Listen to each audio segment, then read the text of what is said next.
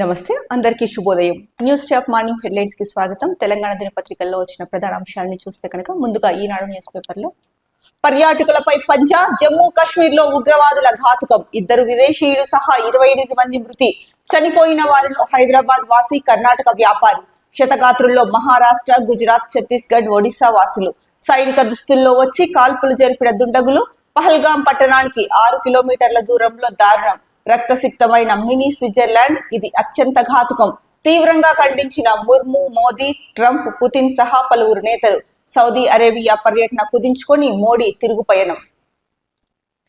జమ్మూ కాశ్మీర్ లో మరోసారి ఉగ్రవాదులు పేటరేగిపోయారు. మినీ స్విట్జర్లాండ్ గా పేర్కొందిన అనంతనాగ్ జిల్లా పహల్గాం సమీప బైసరన్ లోయలోని పచ్చని మైదానంలో విహరిస్తున్న పర్యాటకులను సాయుధ ముష్కరులు చుట్టుముట్టి కాల్పులకు తెగబడ్డారు. ఈ ఘటన మంగళవారం మధ్యాహ్నం 3 గంటల సమయంలో చోటు చేసుకుంది. దుండగులు అతి సమీపం నుంచి తుపాకులు ఎక్కుపెట్టి తూటాల వర్షం కురిపించారు. మహిళలు, చిన్నారులను వదిలిపెట్టి పురుషులే లక్ష్యంగా దాడి చేశారు. 28 మంది పర్యాటకులు ప్రాణాలు కోల్పోయారు. పదుల సంఖ్యలో గాయపడ్డారు. కాల్పుల శబ్దం విని అప్రమత్తమైన భద్రతా బలగాలు హుటాహుటిన ఘటనాస్థలికి చేరుకొని ఉగ్రవాదుల కోసం వేట మొదలు పెట్టారు. ప్రధాని మోడీ సూచన మేరకు కేంద్ర హోంశాఖ మంత్రి అమిత్ షా మంగళవారం రాత్రి శ్రీనగర్ చేరుకున్నారు. మృతుల్లో 2 విదేశీయులు ఉన్నట్లు అధికారులు గుర్తించారు. కశ్మీర్ లో కొంతకాలం నుంచి పర్యాటకుల తాకిడి పెరిగిన నేపథ్యంలో ఉగ్రవాదులు ఈ దారుణానికి ఒడిగట్టినట్లు భద్రతా దళాలు భావిస్తున్నాయి. పాకిస్తాన్ కేంద్రంగా ఉగ్ర కార్యకలాపాలు సాగిస్తున్న లష్కరే తోయిబా అనుబంధ విభాగం ద రెసిస్టెన్స్ ఫ్రంట్ ఈ దాడికి తెగబడినట్లు ప్రకటించుకుంది. సైనిక దుస్తుల్లో వచ్చిన 5 ముష్కరులు ఈ ఘాతుకానికి పాల్పడ్డారని తెలుస్తోంది. కాల్పుల అనంతరం సమీప అడవుల్లోకి పారిపోవడంతో భద్రతా సిబ్బంది గాలిస్తున్నారు. ఇక అమర్నాథ్ యాత్రకు పెద్ద ఎత్తున రిజిస్ట్రేషన్లు జరిగాయన్న సమాచారం నేపథ్యంలో ఉగ్రవాదులు రెచ్చిపోయారు. ఎవరైతే పర్యాటకులు వెళ్లారో ఆ ప్రాంతాన్ని చూడాలి, కొంత సమయం ప్రశాంతత కోసం వెళ్ళి ఆ ప్రకృతి అందాలను చూడాలని వెళ్ళారు. అటువంటి పర్యాటకుల పైన, అన్యం పుణ్యం తెలియని పర్యాటకుల పైన ఉగ్రవాదులు జరిపిన దాడి అయితే కనుక అత్యంత హేయనీయము. ఇది అసలు వాళ్ళని ఏం చేసినా కూడా పాపం లేదు. అక్కడికక్కడే వాళ్ళని ఇది చేసినా కూడా దాన్ని తప్పు పట్టాల్సిన అవసరం కూడా లేదు. ఏదైనా ఉంటే ఎవరితో ఉందో వాళ్ళతో చూసుకోవాలి, కానీ ఇలా అమాయకులైన ప్రజల మీద పడి వాళ్ళ ప్రాణాలను తీయడం ఎంతవరకు సమంజసం?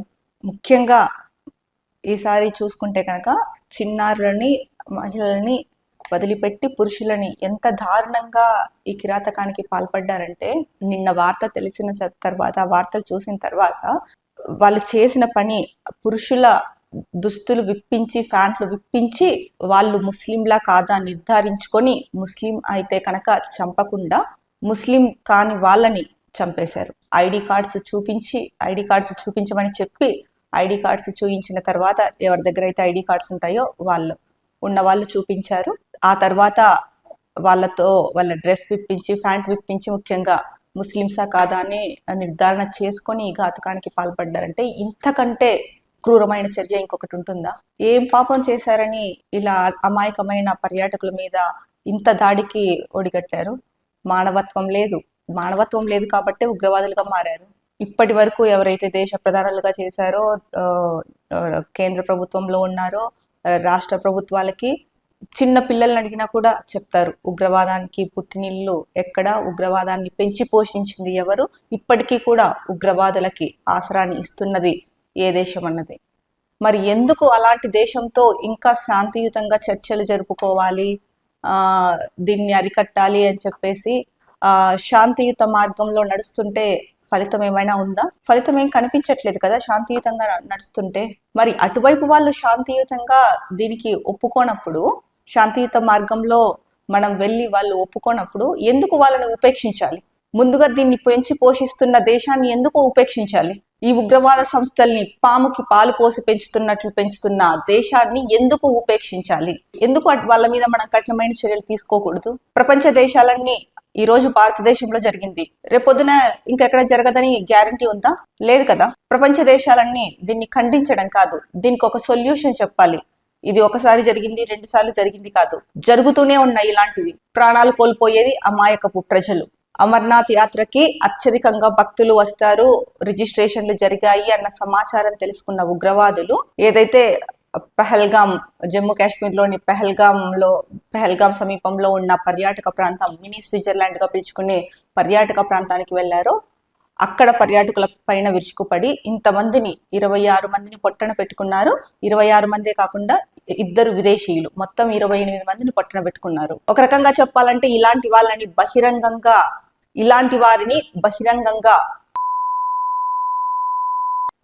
తప్పు లేదు, ఇక్కడ గుండె లవిసేలాగా బాధపడుతున్నారు. ఎందుకంటే తమ కళ్ళ ముందే, అంటే భార్య కళ్ళ ముందే భర్తని చంపడం, వాళ్ళ పిల్లల ముందే తండ్రిని చంపడం ఎంత ఘోరం ఇది. ఎలా తట్టుకోగలుగుతారు ఆ కుటుంబం? వాళ్ళ కళ్ళ ముందరే వాళ్ళని అలా చంపేస్తుంటే వాళ్ళు చనిపోయి విగత జీవులయ్యారు, బ్రతికి వీళ్ళు విగత జీవులుగా మారిన నేపథ్యం చోటు చేసుకొని నిన్న. ఇలాంటి వారిని భారతదేశం ఎందుకు క్షమిస్తుంది?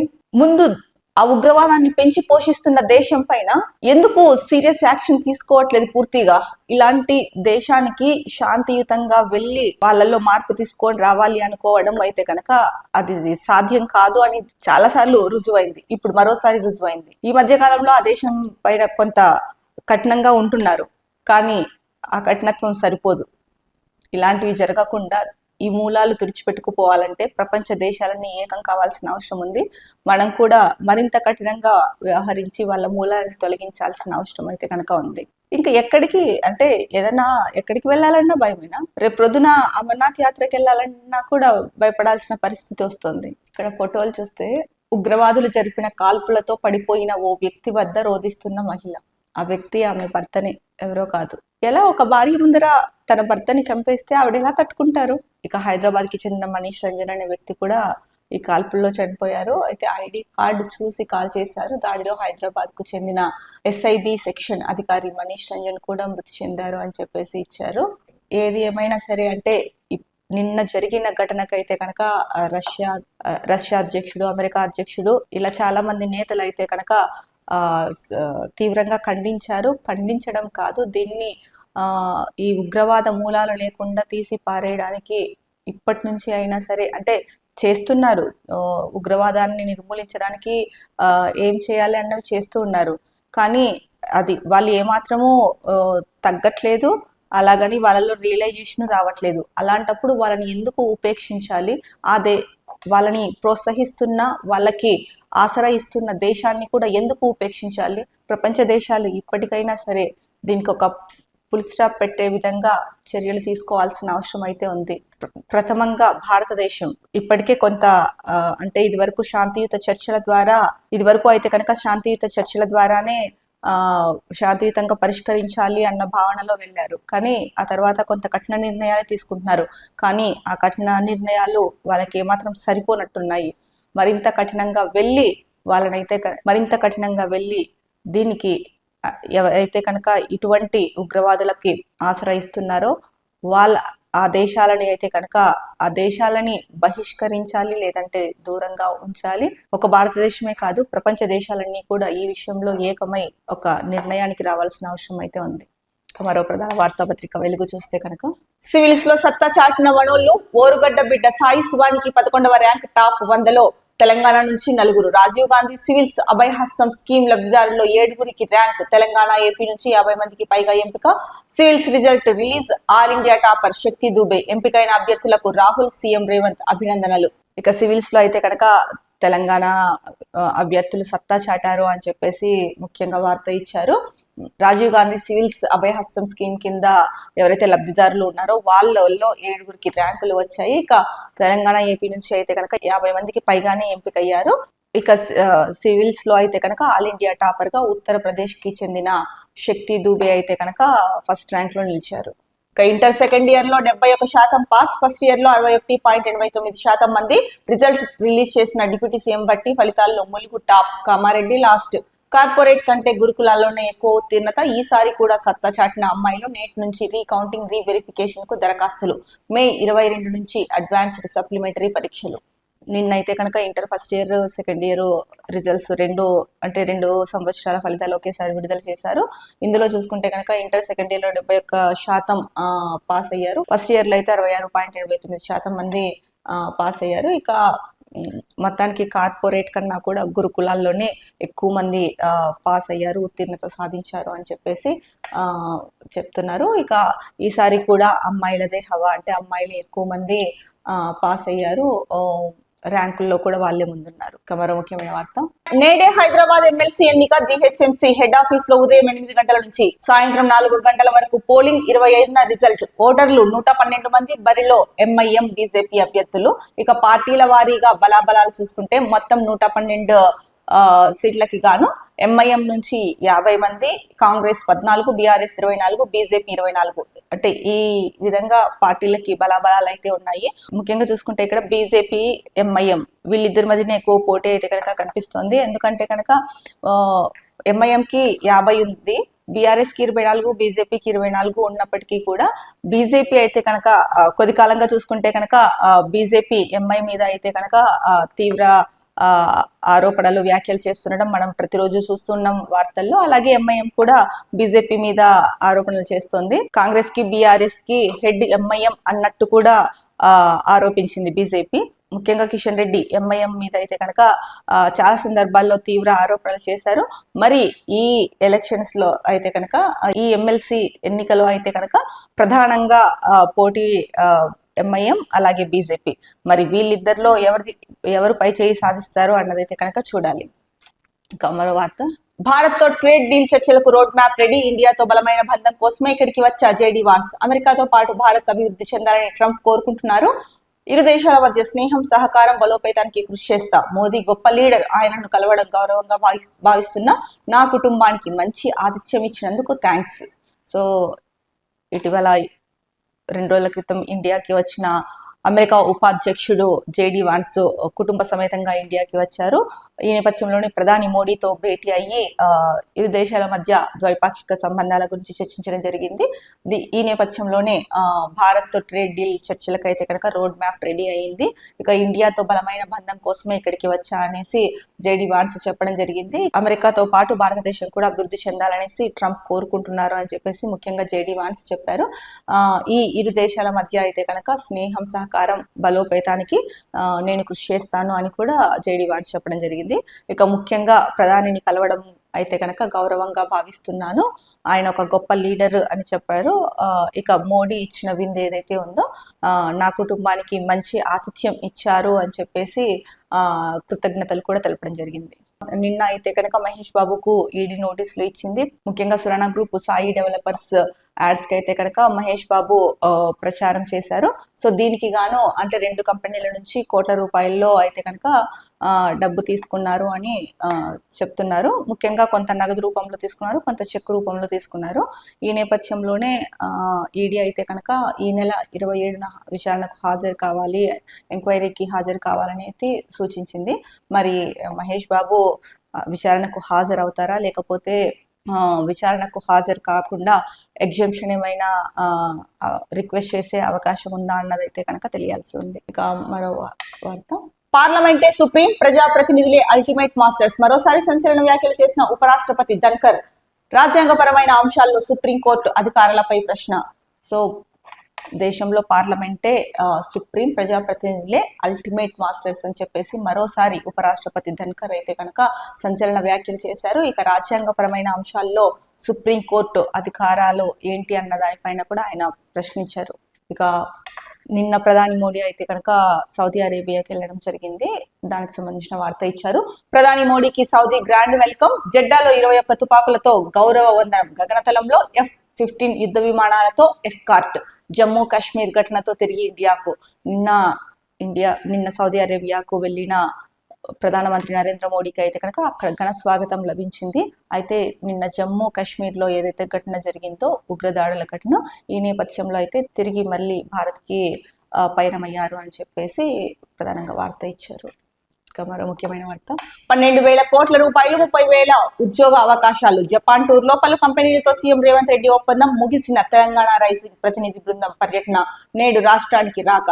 సో జపాన్ పర్యటన అయితే కనుక ముగిసింది. ఈ రోజు రాష్ట్రానికి రాబోతున్నారు సీఎం రేవంత్ రెడ్డి, అలాగే తెలంగాణ రైజింగ్ టీం బృందం మొత్తం. ఈ జపాన్ పర్యటనలో అయితే కనుక 12,000 కోట్ల రూపాయలకి మొత్తంగా ఒప్పందాలు కుదిరాయి. దీనివల్ల 30,000 మందికి అయితే కనుక ఉద్యోగ అవకాశాలు లభిస్తాయి అని చెప్పేసి ప్రధానంగా ఇచ్చారు. ఇక మరో ముఖ్యమైన వార్త చూస్తే కనుక, ఎవరిని వదలం, లగచర్లలో ఎక్స్ట్రాలు చేసిన పోలీసులను విడిచిపెట్టాం. ఎన్హెచ్ఆర్సీ చెప్పినట్టు 6 వారాల్లోగా చర్యలు తీసుకోవాలి. సీఎం సిగ్గు తెచ్చుకొని రాజీనామా చేయాలి. 3 ఏళ్లలో మళ్ళీ మాదే అధికారం కేటీఆర్. లగచర్లలో జరిగిన ఘటనలో అయితే కనుక భూసేకరణ కోసం గ్రామ సభ ఏర్పాటు చేశారు. అప్పుడు జరిగిన ఘటనలో అయితే కనుక లగచర్లలో అయితే కనుక భూసేకరణ కోసం గ్రామ సభ ఏర్పాటు చేస్తే ఆ సభ కాస్త దాడికి అంటే ఆ సభలో దాడులు జరిగాయి. ఆ నేపథ్యంలోనే అప్పుడు పోలీసులు కొంతమందిని అదుపులోకి తీసుకున్నారు. దాంట్లో అంటే దానికి సంబంధం లేని 2 వ్యక్తుల్ని కూడా అదుపులోకి తీసుకోవడం జరిగింది. అయితే దీనిపైన అయితే కనుక ఎన్హెచ్ఆర్సీ సీరియస్ అయింది. ఈ నేపథ్యంలోనే కేటీఆర్ అయితే కనుక లగచర్లలో ఎక్స్ట్రాల్ చేసిన పోలీసులను వదిలిపెట్టము, ఎన్హెచ్ఆర్సీ చెప్పినట్లు 6 వారాల్లోగా చర్యలు తీసుకోండి అని చెప్పేసి చెప్తున్నారు. ఇక 3 ఏళ్లలో మళ్ళీ బీఆర్ఎస్ అధికారంలోకి వస్తుందని చెప్పేసి కేటీఆర్ అయితే ధీమా వ్యక్తం చేస్తున్నారు. భూభారతి పైలట్ గా జిల్లాకో మండలం చట్టం అమలు బాధ్యత కలెక్టర్లదే. లోతుగా అధ్యయనం చేసి ప్రజల్లోకి వెళ్లాలి. యుద్ధ ప్రాతిపదికన ఇంధనం లబ్ధిదారుల ఎంపిక. 200 దరఖాస్తులకు ఓ గెజిటెడ్ అధికారి పర్యవేక్షణ. ఎల్ఆర్ఎస్ గడువు పెంచబో మంత్రి పొంగులేటి. సో భూభారతి ప్రాజెక్టు గురించి, అలాగే ఇందిరమ్మ ఇళ్ల లబ్ధిదారుల ఎంపిక గురించి మాట్లాడడం జరిగింది. ఇక మరో వార్త చూస్తే కనుక, పుప్పాలగూడలోని భూమి మాకే ఇవ్వండి, అది మా హౌసింగ్ సొసైటీకి చెందిన స్థలం, ఆ భూములను ఎలా తీసుకుంటారు ప్రశ్నిస్తున్న పలువురు ఐఏఎస్ ఐపీఎస్లు. అయితే అక్కడే ఐటీ నాలెడ్జ్ హబ్ ఏర్పాటుకు ప్రభుత్వం కసరత్తు, వ్యతిరేకిస్తున్న సదరు బ్యూరోక్రాట్లు. త్వరలో సీఎం రేవంత్ ను కలిసే ఆలోచన. సో ఇక్కడ ఫోటో ఇచ్చారు. పుప్పాలగూడలోని ఐటీ నాలెడ్జ్ సెంటర్ ఏర్పాటుపై అధికారులతో మాట్లాడుతున్న డిప్యూటీ సీఎం. అది పాత ఫోటోని ఇక్కడ ఇచ్చారు. మొత్తానికి అయితే కనుక పుప్పాలగూడలో ఏదైతే భూమి ఉందో ఆ భూమిలో ఐటీ నాలెడ్జ్ హబ్ ఏర్పాటు చేయడానికి అయితే కనుక ప్రభుత్వం ఏర్పాట్లు చేస్తుంది. అయితే కొంతమంది ఐఏఎస్లు ఐపీఎస్లు అయితే కనుక అది మా హౌసింగ్ సొసైటీకి చెందిన స్థలము, ఆ భూముల్ని ఎలా తీసుకుంటారు అని చెప్పేసి అయితే కనుక ప్రశ్నిస్తున్నారు. త్వరలో దీనిపైన సీఎం రేవంత్ రెడ్డిని కలిసే ఆలోచన ఉంది అన్నట్టు అయితే కనుక వార్త ఇచ్చారు. మరో ముఖ్యమైన వార్తాపత్రిక నమస్తే తెలంగాణ చూస్తే, సిగ్గుంటే రాజీనామా చేయి, రేవంత్ 3 నెలలకు రాసి లగచర్ల రైతులకు క్షమాపణ చెప్పు. హెచ్ఎస్ఆర్సీ నివేదిక సర్కార్కు చెంపపెట్టు రేవంత్. ప్రైవేట్ సైన్యంలో పోలీసులు ఆడమగ తేడా లేకుండా తీవ్ర దాడులు. ఆ పోలీసులందరినీ డిస్మిస్ చేయాల్సిందే. కమిషన్ ఆదేశాలను 6 వారాల్లో అమలు చేయాలి, లేదంటే సుప్రీంను ఆశ్రయిస్తాం. లగచర్ల బాధితులకు అండగా నిలుస్తాం. BRS working president KTR. BRS రజతోత్సవ సభకు లగచర్ల వాసుల విరాళం. కేటీఆర్ కు ₹1,00,000 చెక్కు అందజేత కృతజ్ఞతలు తెలిపిన కేటీఆర్. సో కష్టకాలంలో తమకు అండగా నిలిచిన బీఆర్ఎస్ పై లగచర్ల వాసులు అభిమానాన్ని చాటుకున్నారు.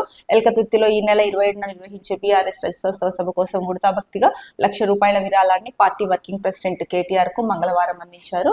సో దీని గురించి ముఖ్యంగా అయితే కనుక ప్రధానంగా వార్త ఇచ్చారు. ఇవి తెలంగాణ వార్తాపత్రికల్లో వచ్చిన ప్రధాన వార్తాంశాలు. రేపటి న్యూస్ టాప్ మార్నింగ్ హెడ్లైన్స్ లో మళ్ళీ కలుద్దాం. అంతవరకు సెలవు, నమస్కారం. Be happy, stay strong, stay healthy.